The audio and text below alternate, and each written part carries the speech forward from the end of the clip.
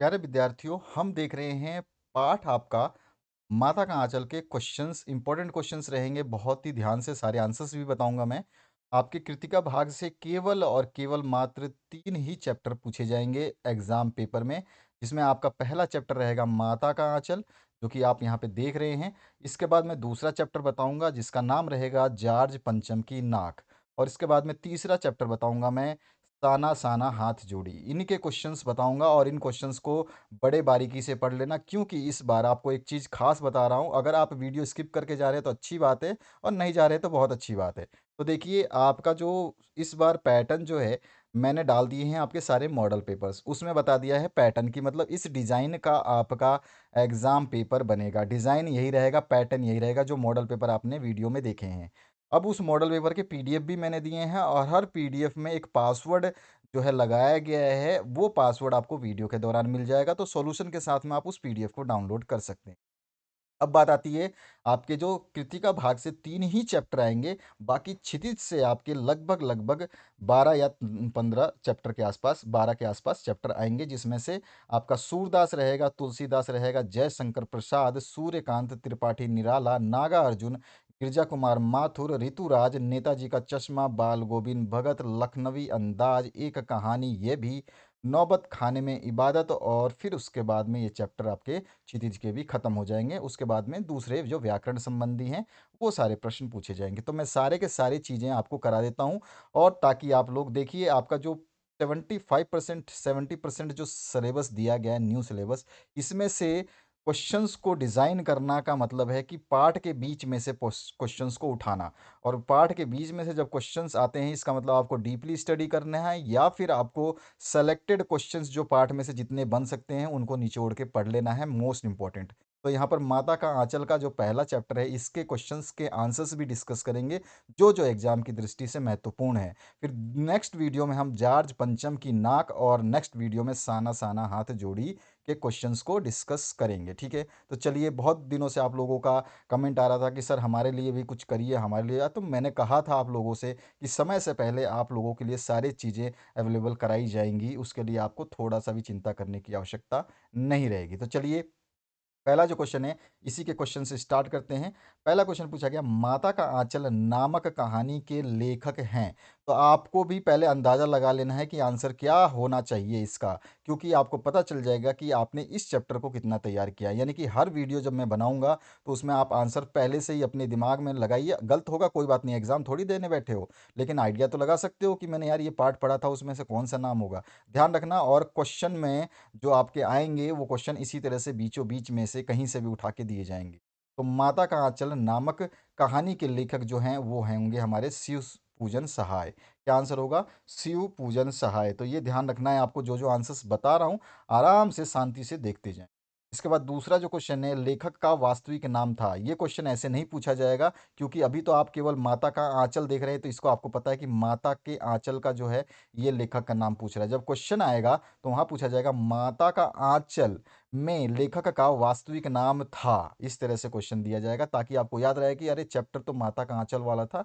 तो यहाँ पर जो है आपका आंसर क्या हो जाएगा? उसका नाम था तारकेश्वर नाथ। ठीक है, तो ए ऑप्शन इसमें करेक्ट हो जाएगा।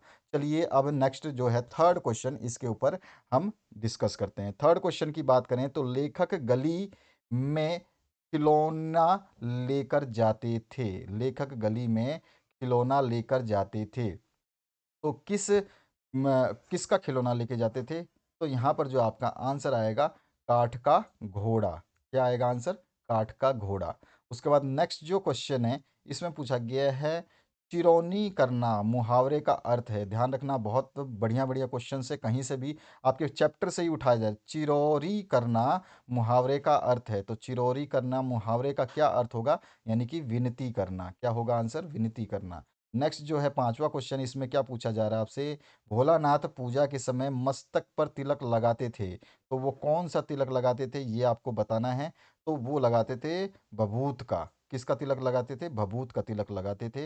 इसके बाद में छठा जो क्वेश्चन है, उसकी बात करते हैं। छठा क्वेश्चन इसमें पूछा गया, निम्नलिखित के प्रश्नों के उत्तर हाँ या नहीं, यानी कि सत्य सत्य वाली बात हो गई यहाँ पर। तो छठा जो क्वेश्चन है, इसमें पूछा गया आपसे, पाठ पूजा पाठ करने के बाद लेखक के पिता 500 बार राम राम लिखते थे। तो ये सत्य है या असत्य है, ये आपको हाँ या ना में जवाब देना है। तो आपने सोचा, आपने पढ़ा है अगर चैप्टर, तो आपको याद होगा। इसका आंसर जो होगा हाँ, बिल्कुल सही बात है।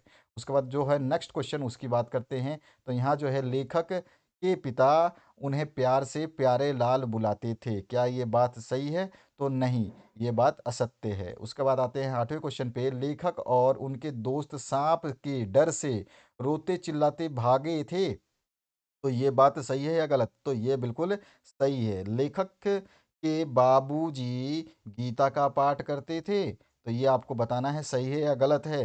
तो ये आपका बिल्कुल सही है, हाँ। उसके बाद 10वां जो क्वेश्चन पूछा गया है, भभूत लगाने से लेखक श्री कृष्ण जैसे लगते थे। 10वां क्वेश्चन जो पूछा गया है, ये सही है या गलत? तो ये गलत है, नहीं लगते थे, आंसर होगा नहीं। उसके बाद आते हैं निम्नलिखित जो है आपको रिक्त स्थानों की पूर्तियाँ करनी है। तो इस क्वेश्चन में से अगर आपका रिक्त स्थानों के प्रश्न बनेंगे तो कैसे बनेंगे? इस टाइप के बनेंगे। इसमें पहला जो प्रश्न पूछा गया, लेखक के साथियों में सबसे ज़्यादा ढीठ था, कौन था? ये एमसीक्यू भी बनता है कभी-कभी। मैंने दूसरे जो बोर्ड है उनमें करवाया था, तो उनमें एमसीक्यू आया हुआ है कि लेखक के साथियों में सबसे ढीठ कौन था, और फिर 4 ऑप्शन दिए गए थे। आपके खालिस्तान भी हो सकते हैं और एमसीक्यू भी बन सकता है, तो बढ़िया तरीके से याद करना है। तो आपको याद होगा नाम उसका, बैजू। क्या नाम भरोगे आप? बैजू भरोगे। उसके बाद 12वां क्वेश्चन है, लेखक का बचपन में सबसे अधिक जुड़ाव खालिस्तान से था, किससे था? तो सबसे ज्यादा जुड़ाव उसका बाबूजी से था। किससे था? यहाँ पे क्या भरोगे? बाबूजी। उसके बाद है, भोलेनाथ और उसके साथी अपने घरौंदे के किवाड़ खालिस्तान से बनाते थे, तो किससे बनाते थे? तो वो बनाते थे दिया सलाई से। किससे बनाते थे? दिया सलाई से। तो यहाँ लिखोगे दिया सलाई। आते हैं नेक्स्ट क्वेश्चन की तरफ। 14 नंबर जो क्वेश्चन है, इसमें पूछा गया, लेखक बचपन में अपने पिताजी के साथ खालिस्तान खेलता था। तो लेखक क्या खेलता था? तो आपको याद होना चाहिए कि लेखक जो है बचपन में पिताजी के साथ कुश्ती खेलता था। यहाँ पे क्या आएगा? कुश्ती खेलता था। उसके बाद 15वां क्वेश्चन है, लेखक के पिता गंगा जी में मछलियों को खालिस्तान खिलाते थे। तो आपको याद होगा, इस चैप्टर को पढ़ा होगा, तो वो आटे की गोलियां खिलाते थे। तो यहाँ पे क्या भरोगे? आटे की गोलियां खिलाते थे। यहाँ पे क्या करोगे? आटे की गोलियां। अब आते हैं हम अगले प्रश्न पे। निम्नलिखित प्रश्नों का जो है उत्तर एक वाक्य में देना है। तो इसमें 16वां नंबर जो क्वेश्चन है, चैप्टर के लाइन से क्वेश्चन देख रहे हैं। माता का आंचल पाठ किस उपन्यास का अंश है? बहुत महत्वपूर्ण प्रश्न है, ध्यान रखना है। तो माता का आंचल जो है, ये आपका पाठ देहाती दुनिया उपन्यास का अंश है। किसका अंश है ये? देहाती दुनिया उपन्यास का अंश है। उसके बाद 17 नंबर क्वेश्चन है, बचपन में लेखक और उसके साथी के खेल कैसे हुआ करते थे? तो यहाँ पर हम आंसर लिखेंगे, बचपन में लेखक और उसके साथियों के खेल नाटक जैसे हुआ करते थे। उसके बाद में है, मकई के खेत में किसका झुंड चर रहा था? तो यहाँ पर आंसर आएगा, मकई के खेत में चिड़ियों का झुंड चर रहा था। उसके बाद नेक्स्ट जो है 19 नंबर, लेखक के लहूलुहान होने पर घाव पर क्या थोपा गया?